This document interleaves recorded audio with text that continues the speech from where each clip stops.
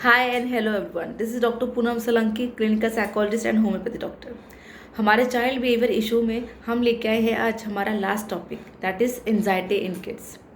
क्या वाकई में बच्चों को एंजाइटी होती है? जिसका आंसर है यस, बच्चों को भी एंजाइटी होती है। एंजाइटी बेसिकली अगर डिफाइन किया जाए तो एक ऐसा टर्म है जो बहुत कॉमनली भी यूज़ होता है और बहुत मिस यूज़ भी होता है। डेफिनेशन अगर देखा जाए एंजाइटी की, excessive over thinking, excessive worry और ओवर जिसके कारण से एक फियर डेवलप होता है and that fear come into the physical expression, psychological way से वो डिस्टर्ब करने लगता है बॉडी के पैरामीटर्स को। सो एंजाइटी बेसिकली एक एक्सेसिव वरी में डिफाइन कर सकते हैं जो बच्चों को भी होती है। मिनिमम एज अगर देखा जाए एंजाइटी स्टार्ट होने का तो वो minimum age of 1, yes the age of 1 year से एंजाइटी स्टार्ट हो सकती है। एंड ये इसको डायग्नोज करना, इसको कैच करना बहुत डिफिकल्ट होता है for the parents, even for the physicians also. उस टाइम के एंजाइटी के सिम्टम्स अलग होते हैं, फिर जब इंक्रीज होता है at the age of 8-9 that is symptom different, और जब टीनेजर एंजाइटी वो कम्प्लीटली डिफरेंट होता है जो सबसे ईजिली डायग्नोज किया जाता है। अगर हम देखा जाए एंजाइटी के stages and step during anxiety from age to 3 years की जो एंजाइटी होती है वो बेसिकली सेपरेशन एंजाइटी होती है। अगर वो बच्चा एक्सप्रेस नहीं कर पाता, अच्छे से बोल नहीं पाता है और उसको कोई चीज़ बहुत प्यारी है वो उससे हट जाए या उससे दूर चले जाए, for example their parents, favourite toy या कोई ऐसी चीज़ जिसको वो बहुत पसंद करता है वो उससे उसके उससे दूर हो जाए, दैट लीड्स एक्सेसिव टेंशन और एंजाइटी टू देम।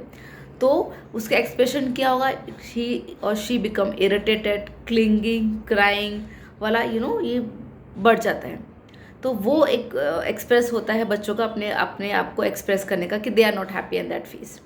सेम चीज़ धीरे धीरे विद द टर्म लाइक 8-9-10 की एज में जो एंजाइटी होती है जो बहुत कॉमन नहीं होती है कंपैरिजन से, जैसे मैंने लास्ट टॉपिक में बताया कि कंपैरिजन कितना कॉमन हो गया आज।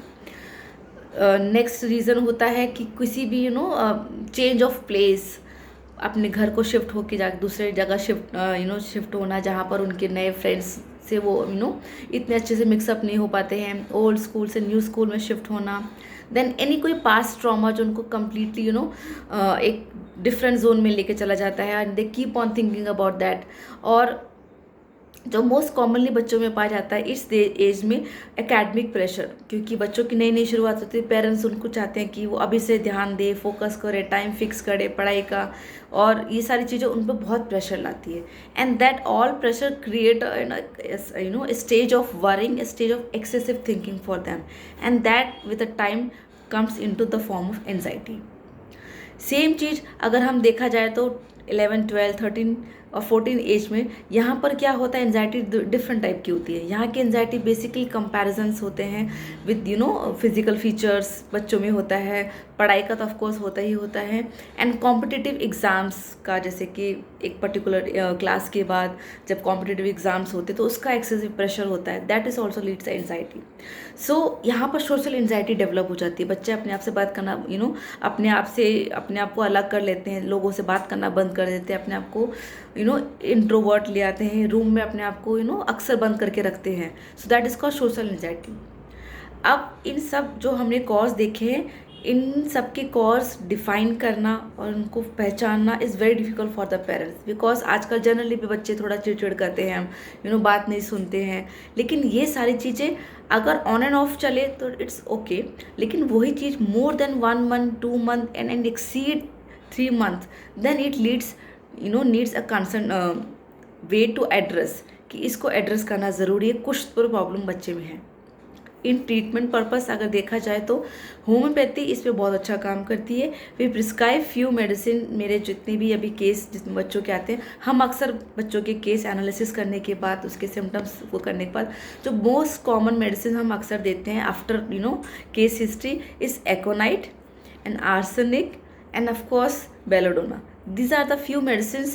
Of course it always be given under the supervision of doctor and पूरा केस एनालिसिस के बाद वो मेडिसिन तभी वर्कआउट करते हैं विद डोज, कैसे देना है, क्या करना है, उसके बेस पे ही हम मेडिसिन वर्कआउट करते हैं, क्या सिचुएशन है।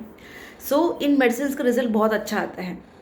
रही बात थेरेपी पार्ट की, थेरेपी में बेसिकली क्या होता है, पहली बात तो अंडरस्टैंडिंग बहुत इंपॉर्टेंट होती है। कि जो प्रॉब्लम है ये क्यों है और ये किसके कारण हो रही है। एक एग्जांपल देके मैं अगर आपको समझाऊं कि कुछ वीक्स पहले मेरे पास एक केस आया था, एक 7 इयर्स केस ओल्ड बच्चे का केस था, जहाँ पर वो बच्चा बहुत ज़्यादा लो, बहुत एक्टिव था कुछ दिन पहले, लेकिन धीरे धीरे बहुत लो हो गया, उसकी एपेटाइट बहुत डिस्टर्ब हो गई, उसको स्लीप नहीं अच्छे से आ रही थी, बीच बीच में उठ के वो बहुत ज़्यादा डर रहा था।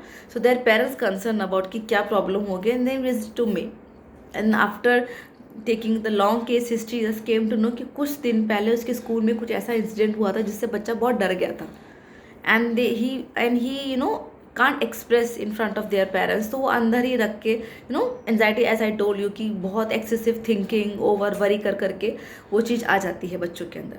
सो after can analysis we start giving medicine and we start doing the therapy, and the result is parents can C.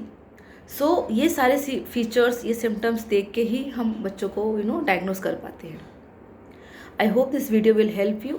In next coming series we work on homeopathy medicine का रोल क्या होता है बच्चों के प्रॉब्लम्स में, और बच्चों के लाइफस्टाइल को किस तरह इम्प्रूव कर सकती है। So we now turn from psychological to homeopathy part, इसमें बच्चों का क्या रोल होता है।